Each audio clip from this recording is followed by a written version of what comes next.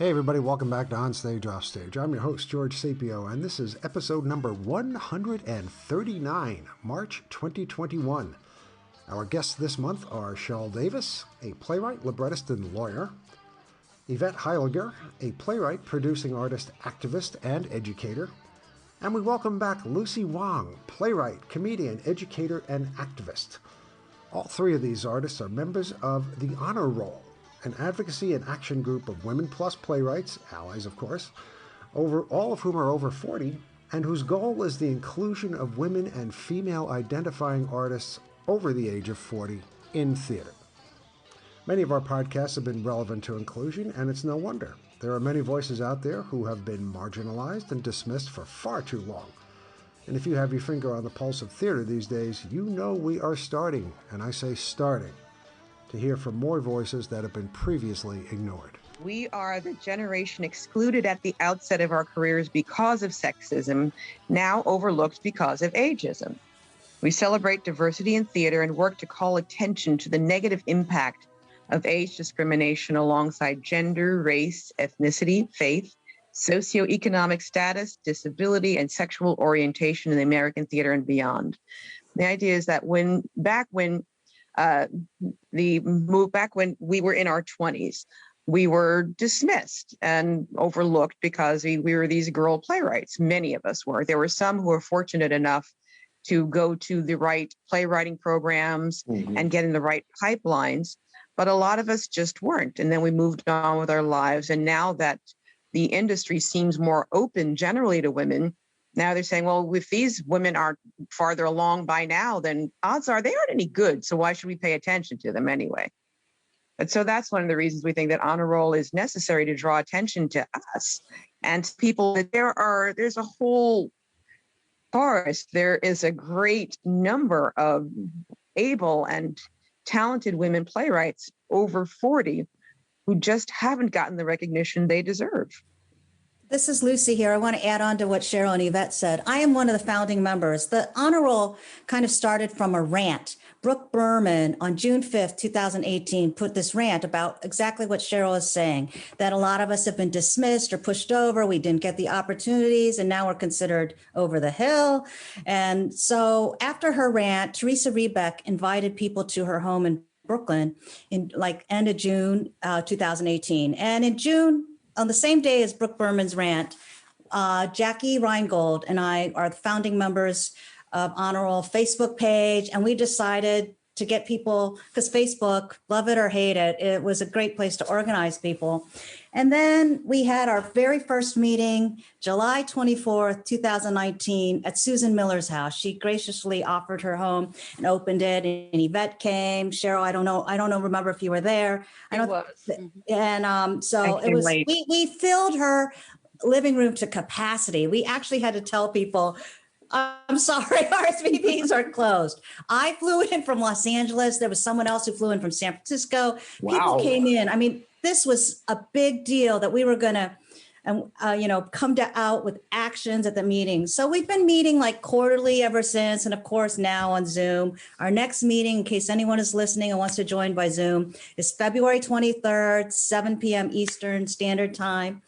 And now we have over 1,100 members on Facebook. We also have members on the Google group for people who don't want to be on Facebook, and we're on Twitter. But anyways, it's, we're a growing force, and you realize how many women playwrights over 40 there are. That's incredible. 1,100? Yes, That's amazing. They're not just women playwrights. There are allies as well. So there are directors and dramaturgs. Yeah. So it's women playwrights and their allies. And their allies. That's great. Male and female, or cross-gender? Just female. Just female identifying. Yes. Sounds good to me. Okay. So were you surprised at how quickly the roles expanded? It's the list of members, because that's, 1,100 in what, 2 years? Yeah. Yeah, probably a little less. Yeah. That's it just speaks to the need. It really it speaks to the need and the awareness that's been raised. In New York City, the Broadway League said that 60% of ticket buyers on Broadway are women. So the women are dragging their husbands and their kids to the theater. Not dragging. Hopefully they're joyful about it. But anyway, the women make up the largest percentage of ticket buyers to the theater. And so you would think that there would be more demand by women theater patrons for plays by women, but it really never clicked, I don't think. So this indication that our numbers have grown exponentially just speaks to the awareness that's grown. Yeah, no, I was aware that it was mostly women who made the purchases and decided to, take the family or go by themselves or just to attend theater.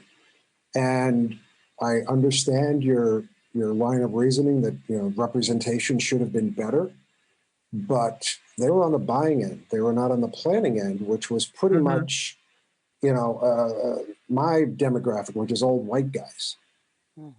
And I was going to say that I think and hope that as more women produce theater, that they will be more aware and open to women's voices, both not just on stage, but backstage, in terms of having women writers, having women directors, having women set designers, etc.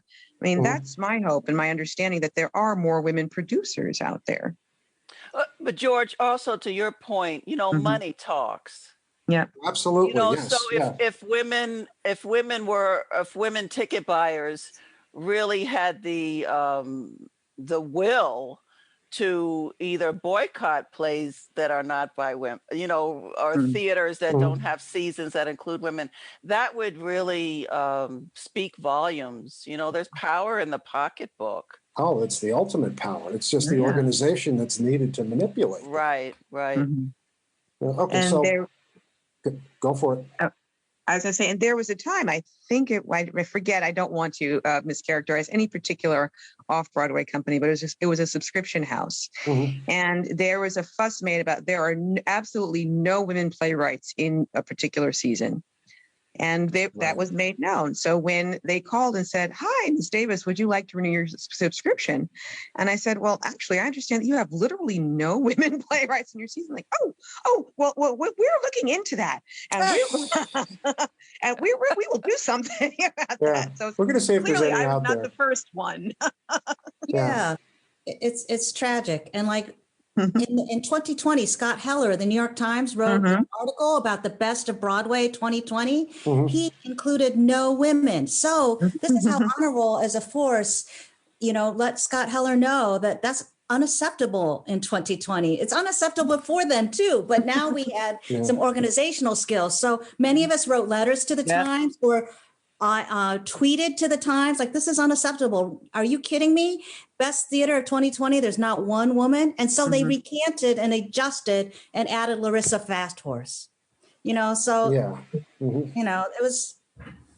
Well, even the established women playwrights are having, the very famous ones like Paula Vogel are having a hugely hard time getting to Broadway and even then staying on Broadway.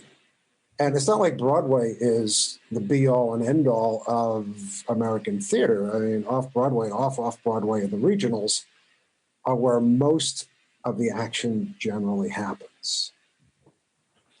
And those are the spots, I think, that are the ones eminently reachable, at least in the beginning. Getting to Broadway is one thing. That's terrific. Mazel tov. That's great for all of you. But everybody's getting, going up the ladder is usually the way it happens. Yeah. But also, George, you have to look at what level productions women aren't getting, even in the regional houses. Are we getting the main stage, or are we getting the studio development space? Right. Yeah. Well, there are a lot of differences when it comes to that, and pushing forward and keeping your voices going and doing your activism and getting the word out seems to be the best plan for making this happen. What kind of actions? Well, first of all, it's take me back to the name. Who came up with the name and why Honor Roll? Oh boy, that was a tough one. I think Really? I think honor roll. We had a survey, we had voting, we went back and forth, and we have a new logo that's coming out Oh, pretty yes. soon. Very Very exciting excited about by it. Dimitri Papany that we hope to release. I think honor roll was, when you make the honor roll, the definition is that you've achieved a certain amount of success and you are worthy. So it isn't like women over 40 who are untalented. It's women over 40 with a lot of talent that is going unnoticed or unseen, unproduced. So that it was a democratic vote. And we looked at things that weren't already taken as well. Maybe Cheryl and Yvette have. I think it was Brooke Berman who came up with the name Honor Roll, right? And then we all voted on it, and we did vote. Said, yay, that's it. Yes, but we also tried. We were like, should we change it? We needed to keep it short, recognizable, and something that kind of spoke to our achievements. Yeah, I think it was a working title that then we had other options, as Lucy said, and then we said, you know what, the working title is really the best title.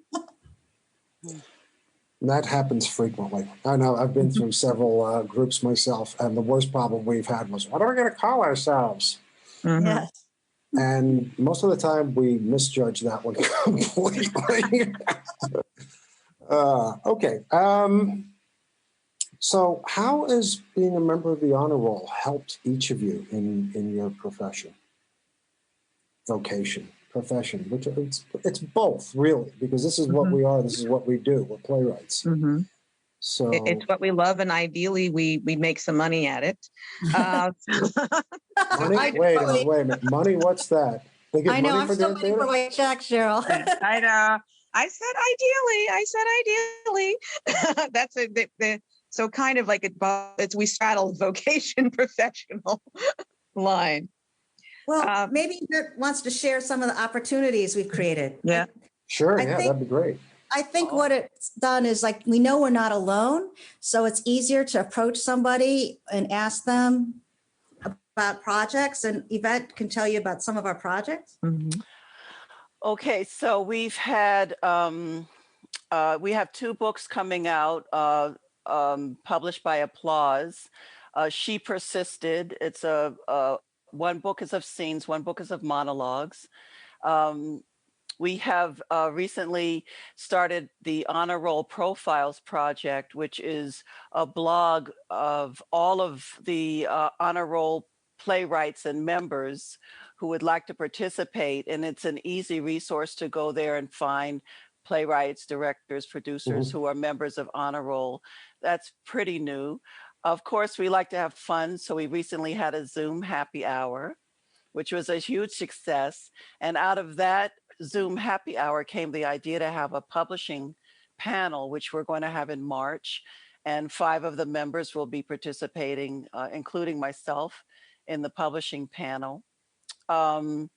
We had an event called Say Their Names, plays by BIPOC. I know some people push back on that, but it's Black, Indigenous, women of color, artists who are members of Honor Roll, writing about Black, Indigenous women of color who have been murdered by the police. And that initiative came out of the whole George Floyd, Breonna Taylor,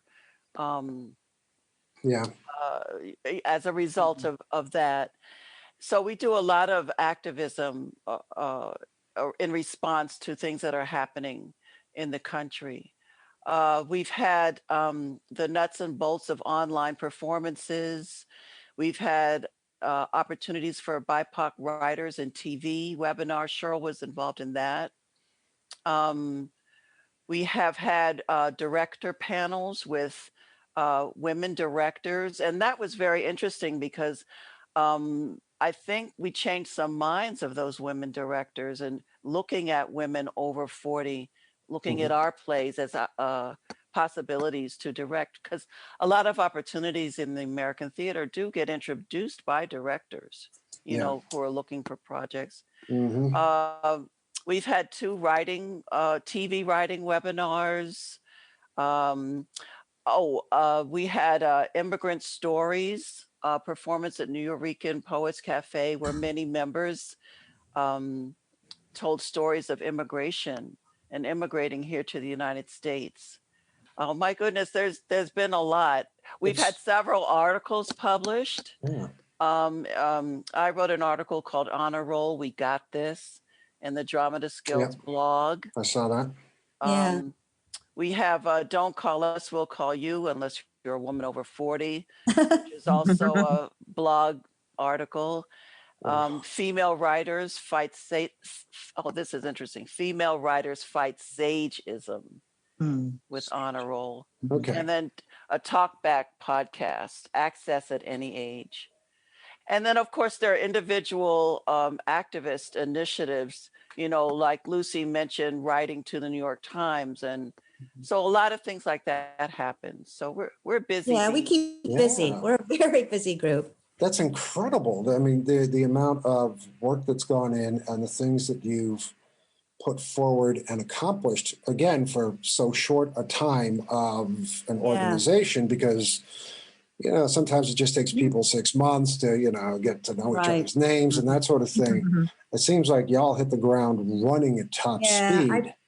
I think because it was overdue. Like, I think Sarah Tuff got a couple institutions to drop the age question on their applications, ask them why was this necessary, and so that was great.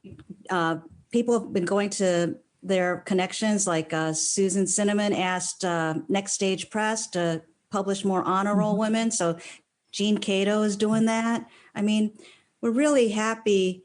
And I think each of these successes help motivate people to say, well, maybe I can ask so-and-so if they will do this. Or that's what motivated me to reach out to you, George. Like, George, would you be interested in honor roll?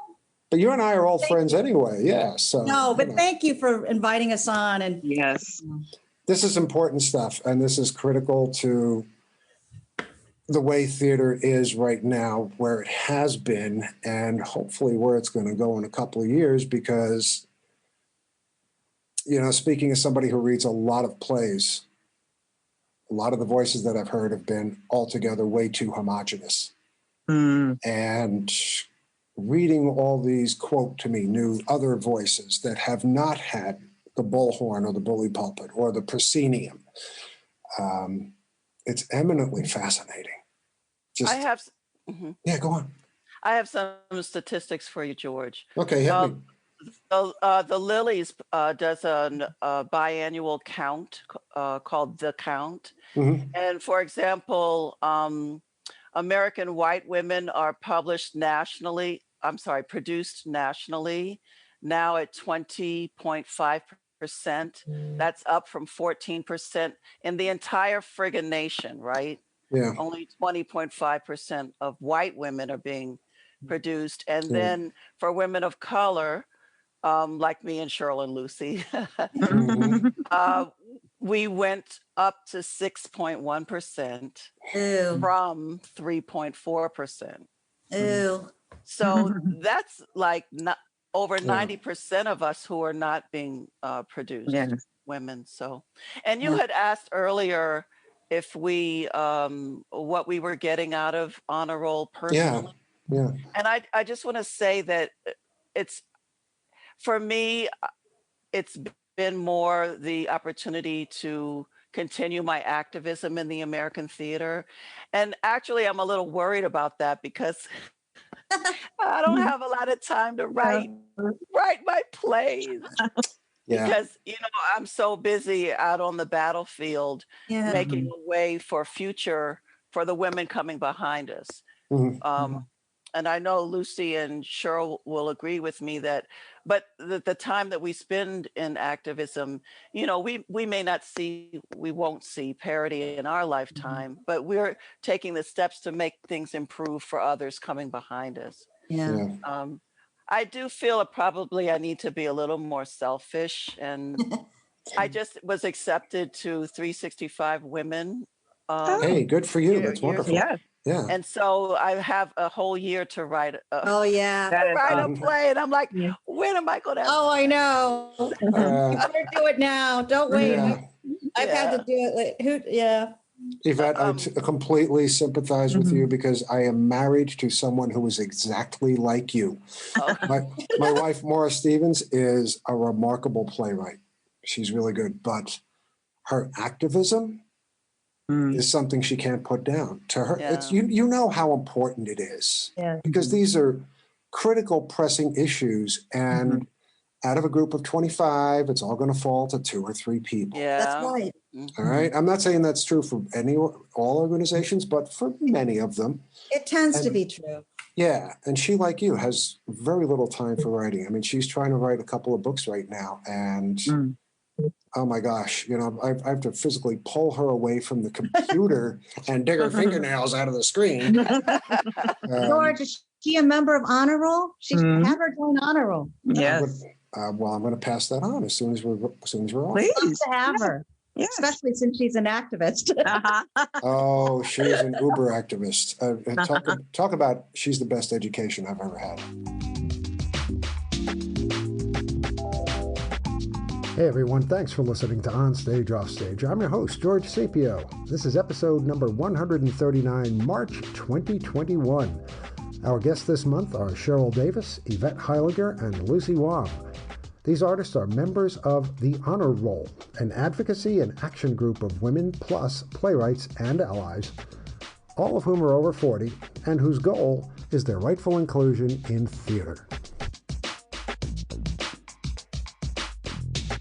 One thing I would like to say about this onset of COVID is that it's really encouraged us to write shorter things, monologues, shorter plays, because people can't really sit through an entire play on Zoom, you know, or they can, but the shorter things seem to be more popular. So I have written shorter, like monologue pieces, but in terms of writing a full-length play, you know, it's just been tough to find the time to do that. It is. You just actually read my mind because that was the very next question on my list right down here because we can't do anything except, you know, can't ignore COVID-19. We have to talk about what it's doing to our profession. And it's changed everything completely. So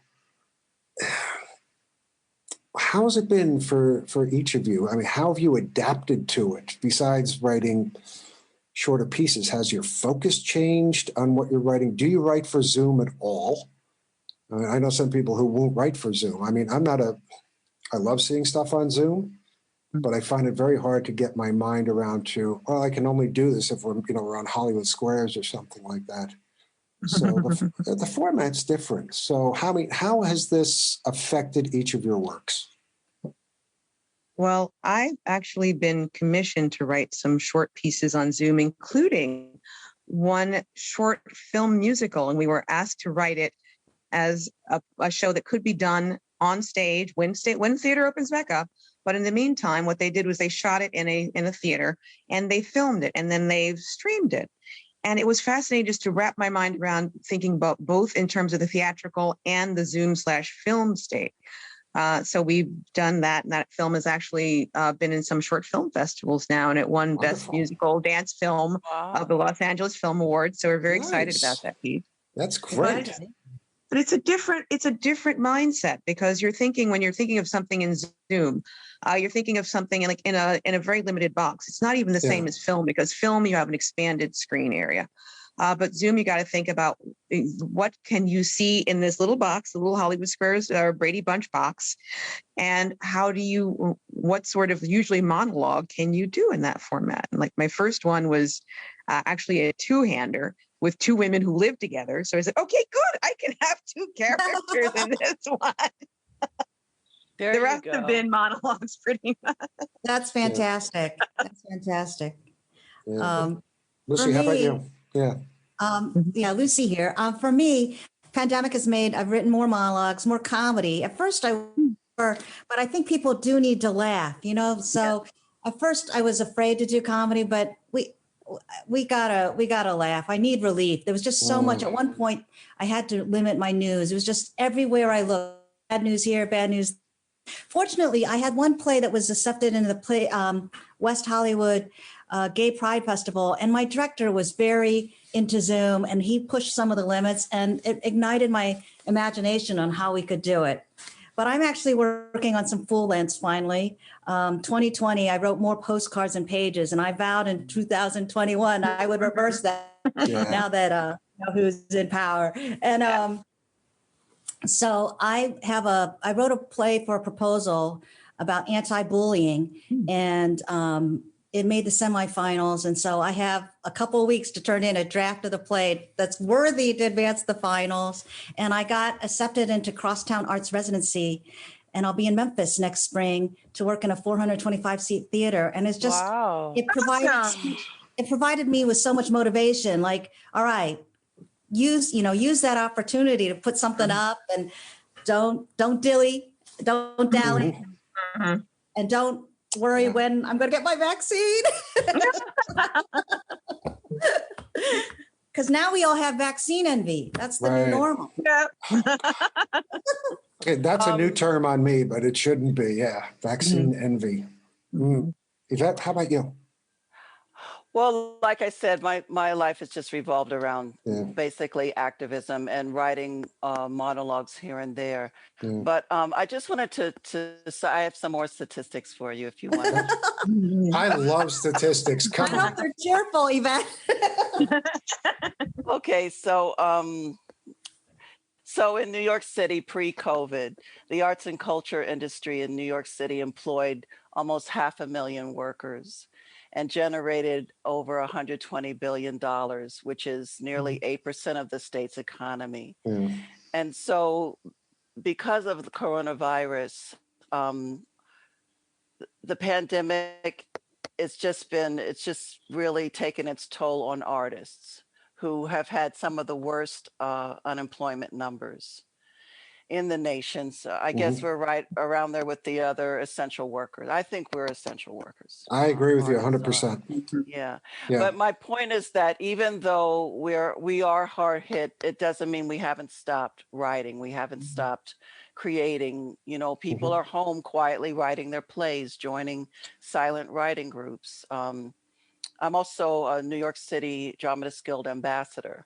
You know, and I run one of the silent writing groups. So we're still quietly going about doing our work. And you know, Cuomo had announced that they're going to have this New York Arts Revival initiative here, and also open stages here, so that hopefully, you know, when the warmer weather hits, that we can have some theater, some performing arts out of doors. And he's got a big, everybody's dying to get back into the theater. They are. Well, I don't know that we'll be in the theater, but we'll be outdoors doing something. So, you know, I think it's just going to take all of us planning and putting forth a solid plan that can keep people safe, even though we're out of doors watching theater. But, you know, I really am excited by this because when I visited Greece, and I was working on a show there as an assistant to the director, and to be out in the amphitheater under the stars and doing the show, there was something about that I don't know, maybe we're returning back to our roots in Western theater. I don't know. I get that feeling. What goes around comes around. I know, right? But it's kind of an exciting thing. To think about that. Anyway. I think the pandemic, for every negative thing it has affected us with, and there is no shortage of those, has caused us to rethink and reestimate not only how we do things, because that seems to be the big thing. I don't have a proscenium. We don't have to battle for armrests anymore, you know, because we can all be at home in our jammies watching a Zoom play. But it's also affected the way we think about the way we interact with each other. And now that we're all isolated and we've taken the physical community out of things, theater is going to be very, very interesting in the next 4 or 5 years, because I think we're going to see a lot more plays built for isolationists kind of venues. in a sense. I mean, we can't go through this without having it affect us somehow. I think either consciously or subconsciously, it's going to come out in pretty much everything for the next few years. And I agree with you, George. I think that it has really hit our imaginations in very different and differing ways. It's like you've got to come up with a different way to put things dramatically on Zoom. It's like I got asked to write something for VR, which I had never done before. And the idea, I'm not just writing for actors who can't touch each other. I'm writing for characters who are avatars on screen. And then they can pop in and pop out. And I just had to wrap my mind around how do I tell story in a different kind of format. And I feel like it's also kind of like broken through in terms of like, now I look at things differently because you have to. Yeah. Once your eyes have been open to other opportunities, you kind of can't shut them again. Yeah, you can't unsee certain things. I think maybe I'm a cockeyed optimist or something like that, but I think with everything we're going through, it can only help. It can only expand our arsenal, our viewpoint. So that remains to be seen. I've got a couple of more questions and I'm going to let you all go. But since you've been in this honor roll for a couple of years now, and you have 1,100 people in there, and you've been interacting, and you've been doing all sorts of wonderful activism and activities and making your voices heard, thank God, finally. Each of you, please tell me one thing you've learned from your colleagues. I know, it sounds like a test question, right? I know. Yeah. There'll be 20 points on the final exam for this one. Well, I have to say, this is Yvette again. I have to say that I'm used to being in spaces that are dominated or predominantly white. And I've adjusted, and I'm used to it. And so when I was invited to the honor roll meeting, I knew that was going to be the case again. And of course, women of color are in the minority in honor roll, as in every other organization. But I was so impressed with one of the women who was like, we were talking about diversity and adding diversity to the honor roll. And she was like, well, diversity should be in everything we do. It should committee by itself. It should spread across everything. And I was kind of taken aback, and another white woman was like, yeah, and I immediately felt, okay, this is a place for me, because that's half the battle. When you have white people who get it, and who are woke to some extent. I mean, we all have our biases, but at least I knew I was walking into a place where that's half the battle. If these women understand that, we have to work on diversity. We have to bring about more diversity. And before I had quoted statistics about the number of arts workers in America that are unemployed. But that of those 2.7 million artists who are unemployed, the Black, Indigenous, women of color, and the LGBTQIA, did I get all those letters in? Yes. Okay, they're hit the hardest, financially, logistically, emotionally, psychologically, So I feel like we have to kind of wrap our arms around those women to the best that we can and welcome them into the fold as best we can. It's hard to do because, it's hard to walk into predominantly white spaces. It's hard to feel, oh, there's a place for me here, It's almost as bad as with the vaccine, the mistrust because of what's happened to us nationally. But somehow we have to find a better way, to increase our efforts. I'm so proud of our co-executive executive committee leaders, Sarah Tuft and Jackie Reingold and Cindy Cooper. Like, we're all on the same page about it, That's nice.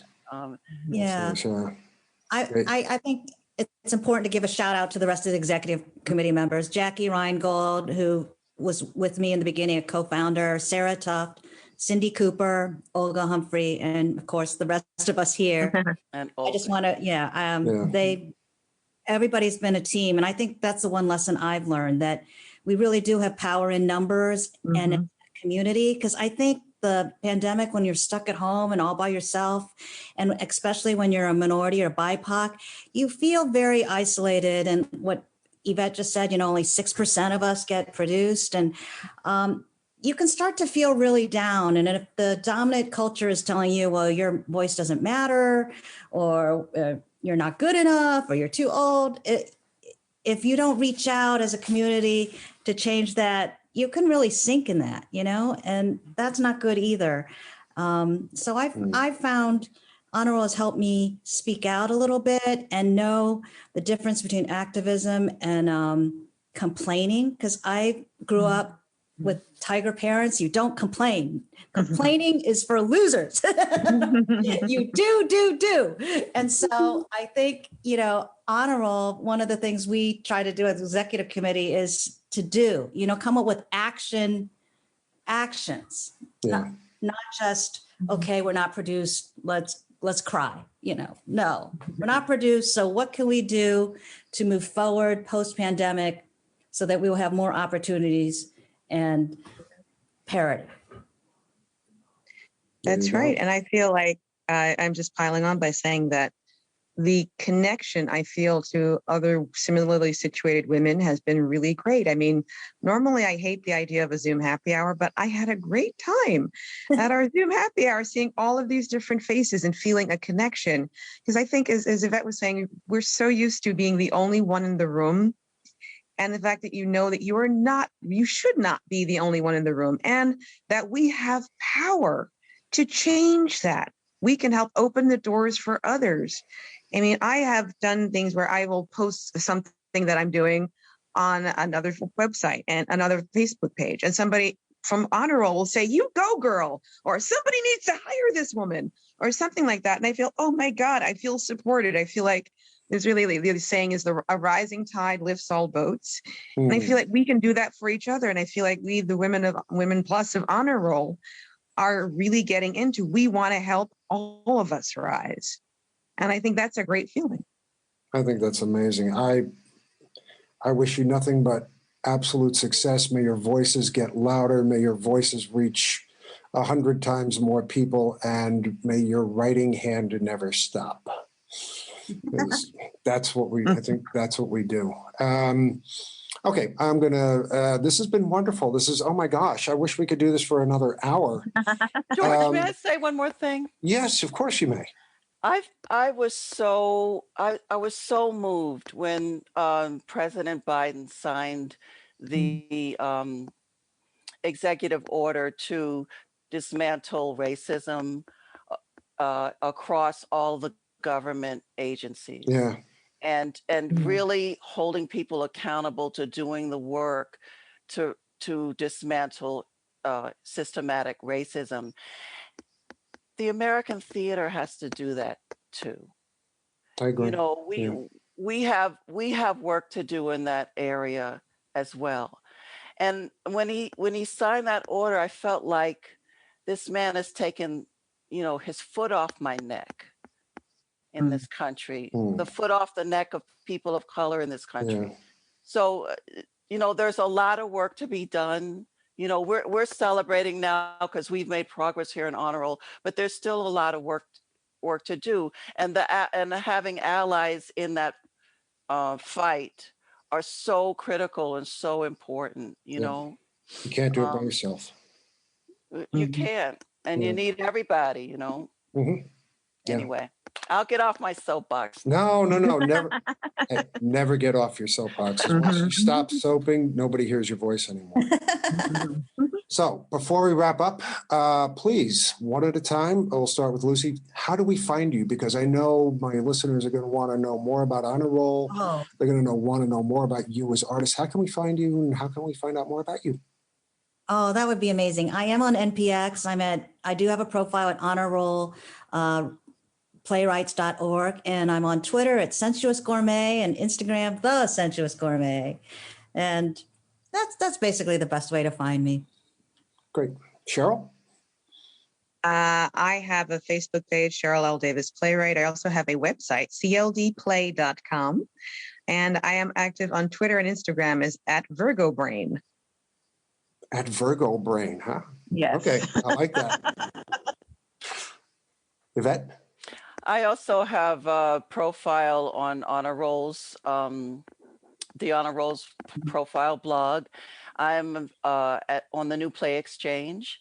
I prefer that to the website now because I'm there more often, and my complete bio is there. And I'm on Twitter at Twin Business. Twin Business. Yeah. Sounds good. Again, thank you all so very, very much. Honor Roll sounds fascinating, and I hope everybody out there immediately goes and joins. Well, those who are able to join.